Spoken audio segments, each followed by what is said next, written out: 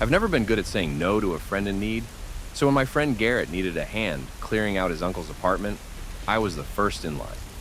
Trust me on this. If you don't absolutely need it for work, never get a pickup. Once you're the pickup guy, you're stuck doing this kind of stuff forever. But Garrett and I had been friends a long time. We met the summer before high school. Even though we've since drifted apart, we had that kind of relationship where you can just pick up where you left off, no matter how much time has passed. And what kind of asshole would I be if I didn't help a grieving childhood friend? Luckily, the place was on the first floor, and there wasn't too much stuff to box up. Garrett's other relatives had already been there to claim what little inheritance they got, but Garrett was the main proprietor. It'd probably take a day to clear out, another day or two to clean, but I'd seen worse. Once you're a pickup guy, you get to see a lot of people moving stuff.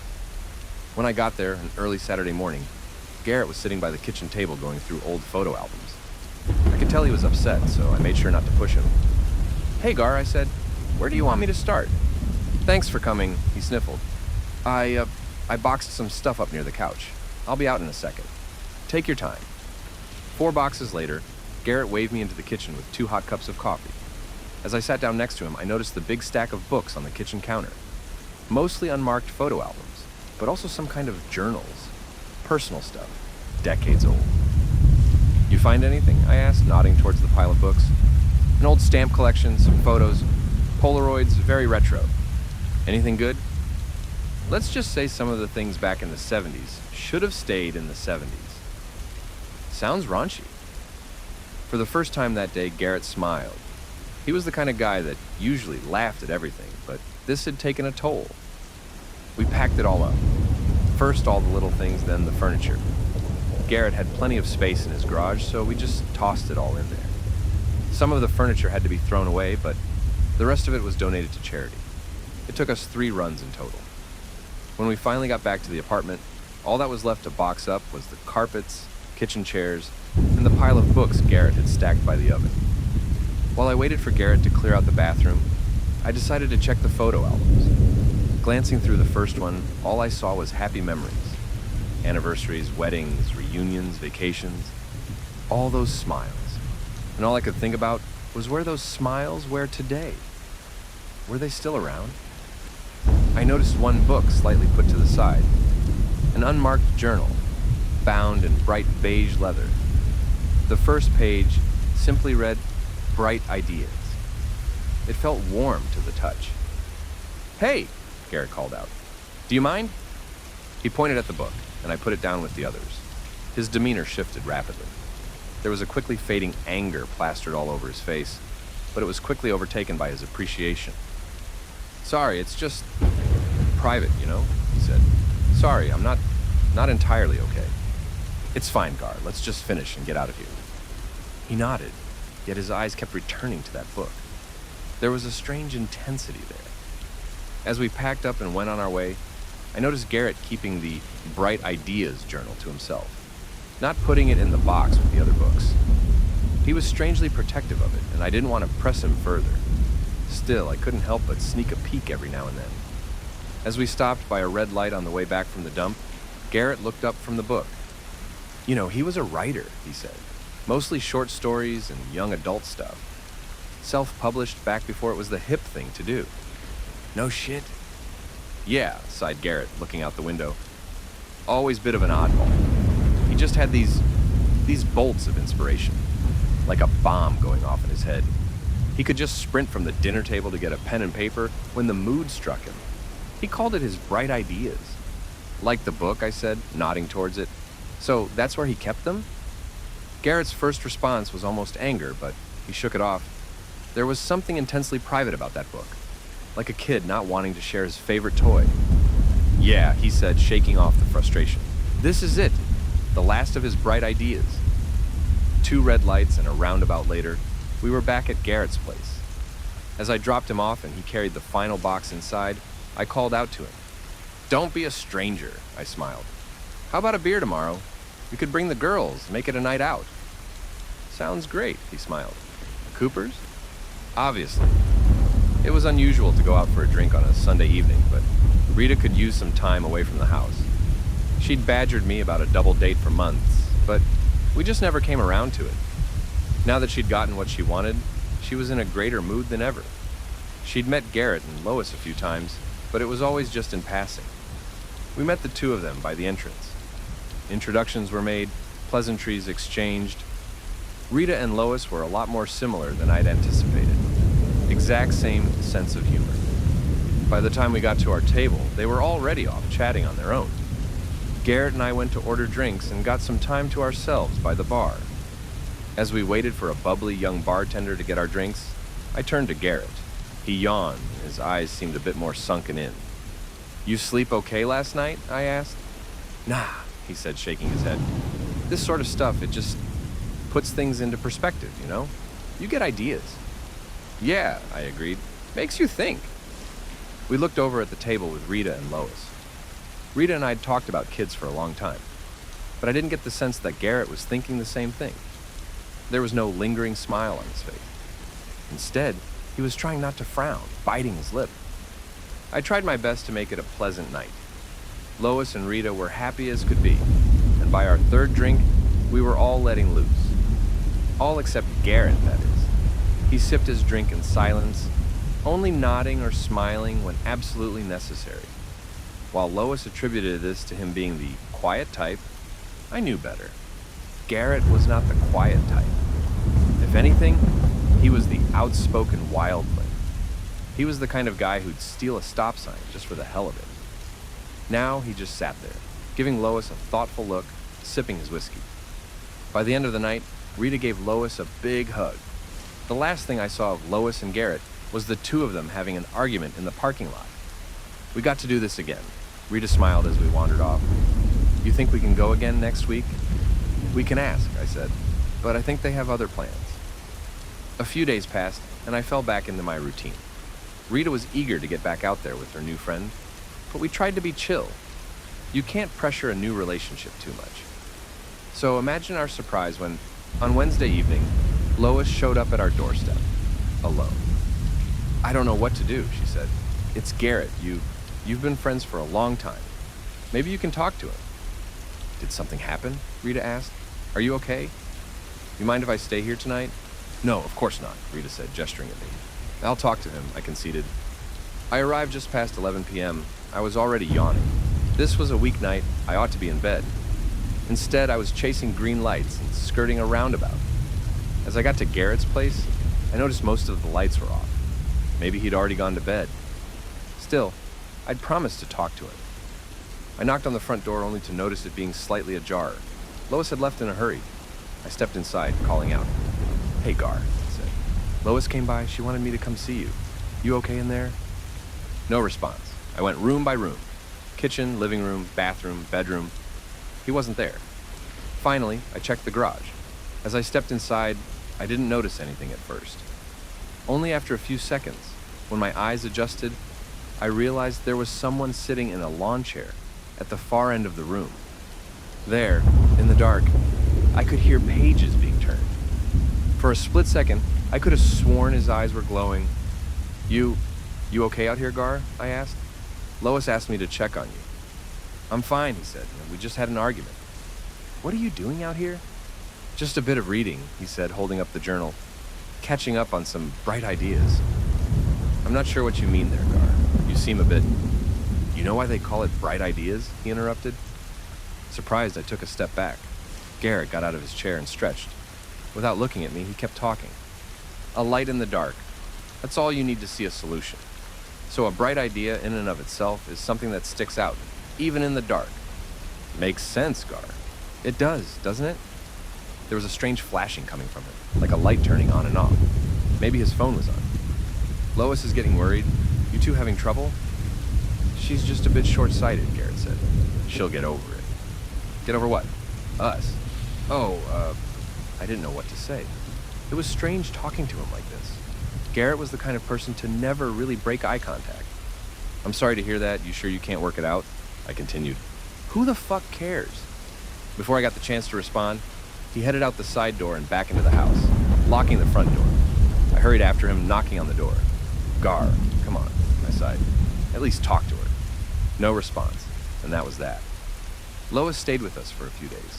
Rita enjoyed the company, but Lois was devastated. She and Garrett had been together for years, and this sudden shift seemed to come out of nowhere. Lois was distraught, and Rita tried to make her comfortable in our guest bedroom. Every night that week, I was asked to go back to talk to Garrett. I tried, but he was either not home or not responding. Then came Saturday. Lois had gone back to see Garrett earlier that day and hadn't come back. Rita was getting worried, asking me to check on them. There was no response on either of their phones. As I drove back out there, I had this awful feeling in the pit of my stomach. Every light was red, and there was a cold wind howling through the pine trees. There was this ominous feeling, like the shadows were longer than they ought to be. I immediately noticed something was wrong when I got to Garrett's place. Previous nights it had just been locked up and closed, but now the front door was wide open and the garage wasn't properly shut. Lights were bursting out of every room, every window. As I parked my car and stepped out, I noticed something strange. It didn't look like the lights were actually on. It all seemed to come from this single, impossibly bright source in the middle of the living room. I walked up to the front door, not bothering to call out. Instead, I sneaked inside to get a better look at whatever was going on in the living room. I'm not sure how to explain what I saw. Along the walls and floor, Garrett had taped up blank pages, hundreds of them, effectively wallpapering the entire room in white paper. He'd thrown out the furniture, including his expensive TV, into a pile in his backyard. And there he stood, in the middle of the room. The light was coming from Garrett. His eyes, ears, and mouth exploding with light, illuminating the bones and veins in his head like an X-ray. A beam of light burned out of him, turning the edge of his lips into hardened charcoal. All around the room, the blank papers were getting burned with seemingly random letters and words, some in a strange language. Trying to read them made my head hurt. And there in the corner of the room was Lois. She was bundled up with paper and duct tape, lying unresponsive on the floor like a poorly wrapped Christmas present. I didn't see her face, but I just knew. The black hair spilling out between the pages looked awfully familiar. I covered my eyes, but tried to squint. If Garrett looked at me, I'd be blinded by the full force of that light. Instead, I took a step back, almost knocking over a coat rack.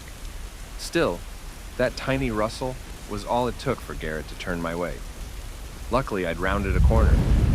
Seeing that bright light searing the wall where I'd stood like a laser made me hold my breath. This wasn't just some strange curiosity, this was real. It shocked my mind into freezing between fight or flight, weighing my options. The light got slightly dimmer as Garrett tried closing his eyes, but the light was too bright to be stopped by his eyelids. Instead, he just sat down on the floor, dry heaving and holding his head. I could hear him sniffling like he'd been crying. Trying to push away my instinct to run, I swallowed my fears. "Gar?" I called out.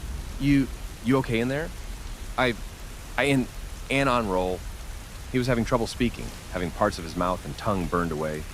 There were 2 dark spots on the side of his cheeks, like his mouth was slowly turning to coal. "I'm seeing a lot of things I can't explain here, Gar," I continued. "I'm stepping in. Is that okay?" He sighed. There was a muffled cry from the corner. I had to be careful. Most of his hair had burned away. If I hadn't seen it, I could still have smelt it. His eyes were almost completely black, and most of his teeth littered the floor. His fingertips were black, and the palms of his hands were almost burned straight through. Maybe he'd tried to shield his eyes from the light. As I took out my phone to call for an ambulance, I realized my battery had overheated. Something had melted through my pocket and was itching against my leg. What the hell is this?" I asked. "Gar, you gotta get help. We gotta do something. We gotta get Lois out of here." "Is aight?" He shook his head, frustrated. He couldn't express himself. Instead, he leaned back, snapping his neck to one side, and screamed as he opened his eyes. I looked away as the full force of his burning light seared the wall, making burning letters appear. "Bright ideas are blameless. Every dream needs a vessel. Ambition bears fruit eternal." Letter by letter, the words formed a chain around the room. At one point, I had to duck as to not get burned. Garrett curled up on the floor, scratching himself, desperately trying to cover his face with his arms. His flesh sizzled. "Get out!" he cried. "Out of Oeid!" I took a few steps closer. "Just let me get her out of here," I asked. "We can get you help." "Own't," he pleaded, writhing on the floor. "Own't." I tried to get past him, but he just snarled at me like an animal. I took a step back as he got back to his knees. The light inside his head was pulsing, casting long shadows across the floor like a living flame. Suddenly, he got back up on his feet. His one knee snapped, making him limp, but it didn't stop him. With a pained grunt, Garrett started pulling papers from the walls, his eyes burning nonsensical words into the wallpaper. Hints at something that tickled my brain, something he'd read spreading to me. His cries grew louder. I had to do something, but I didn't know what. I couldn't leave him and Lois here, but I had to call for help. I had a backup phone in my car. As I backed away from Garrett, I noticed a single flame sputtering to life out of the top of his head. He was catching fire. I rushed to the kitchen, grabbing a pair of oven mitts. I forced myself through the smell of burning flesh, fabric, and hair. Closing my eyes, I grabbed Garrett and dragged him out of the living room. By now, he was just screaming. His throat was closing up, his breathing growing weaker. He was so warm to the touch that I burned my forearms just being near him. I pushed him into the shower and turned it on, blasting him with cold water. In an instant, the water turned to steam, scalding my face. I stumbled back, tripping on the bathroom carpet. Garrett just screamed over and over until he didn't. Little flames were crawling out of his head, licking his flesh into coal. For a few seconds, all I heard was the water sizzling against his exposed flesh. I couldn't feel my face, and through the steam I could barely see anything. "Garrett," I asked. "Garrett, what are you—" Garrett's head slouched to one side as he suddenly got quiet. I could see the light in him dying down. Trying to regain my composure, I started to realize he might be dead. My legs were shaking too much for me to stand, forcing me to crawl out of the bathroom. I hadn't even noticed the blisters on my hands until now. I'd been burned pretty bad, even through the oven mitts. "Garrett?" For a split second, I thought it was over. I thought about how to tell Rita about this. I thought about the next step. Then he sat back up again. There was this awful humming noise, making my eardrums shake. I was losing my balance, going cross-eyed. In the hallway, the electric lights were going crazy. There was black smoke coming from electric outlets, and I could see glowing hot wires burning through the wall. The hallway light turned on and overheated so fast it exploded. There were popping noises all through the building, but I could barely hear it. There was a pressure in the air, like being deep underwater. Then, suddenly, Garrett burst into flames. There was a scream from the living room, his entire body all at once engulfed. A white-hot flame with a blue tint. In a moment, his entire body burned to coal. Drop by drop, the shower washed away the impurities, hinting at the bleached skeleton underneath. Fingers, ribs, knees, feet, pieces of white bone sticking out, like a macabre white flower blossoming out of human dirt. And finally, with the skull, it bloomed. I only looked away for a second. The wire of a vacuum cleaner had gotten so hot, it was coiling like a snake, and accidentally burned my hand. A surge of electricity shot through my body, and I forced myself to my feet. It couldn't have been more than a second. The bathroom was on fire. The shower was screeching like a teapot, and the bathroom carpet was curling into a black pile. Flames were crawling along the walls. I had to go. I hadn't even noticed. The room starting to fill with smoke. The pressure in my head wasn't going away, and I could barely stay on my feet. It didn't seem real, any of it. I didn't know if I should laugh, cry, or surrender. But right there and then, all I could do was try to get me and Lois out of there. I don't know how I did it. I think I broke a window in the bedroom, dragging her across the floor. Some of the paper she was covered in had caught fire. There were these awful screams, and I remember hearing sirens in the distance. I have a vague memory of rolling her in the grass outside, trying to put out the flames, putting my jacket over her, beating out the flames. I remember seeing the house lighting up the night sky, windows exploding from the pressure as flames licked the side of the facade. It was so fast, like a living thing. And there, In the flames, I saw him. A skeleton standing upright, staring out into the night. The remains of Garrett Rask, admiring his work. Having bright ideas. Within the hour, the sound of flames was drowned out by yells of firefighters and paramedics. Sirens from an ambulance. Someone shining a light in my face, asking me my name. Looking at them, swarming the yard like bees, I could almost imagine a light coming out of their heads. Little ideas lighting up the outlines of their skull. I could almost see it. A bright idea, somewhere deep inside them. Something needing a spark to get out, threatening to burn their lives down. For the past few weeks, Lois has been living with us until she can get back on her feet. Rita didn't mind, but I've been having second thoughts. See, Lois' wounds haven't healed properly. But it isn't just burn damage. It is these strange letters and symbols left by the paper she'd been wrapped in. It was as if Garrett was trying to write something awful, using her as a living book. A testament to some kind of burning madness. Maybe he saw something in her, a bright idea, and tried to get it out. Or maybe he was trying to move something from himself into her. I didn't see much of his writing, and by now it is all ashes. And yet, I can't help but stare at Lois. I can see these letters all over her, and whenever she changes her bandages, I can't help but to stare. There is something there, waiting to be discovered. I think Rita has noticed. She's a bit jealous, but I can't explain to her that it's not something sexual.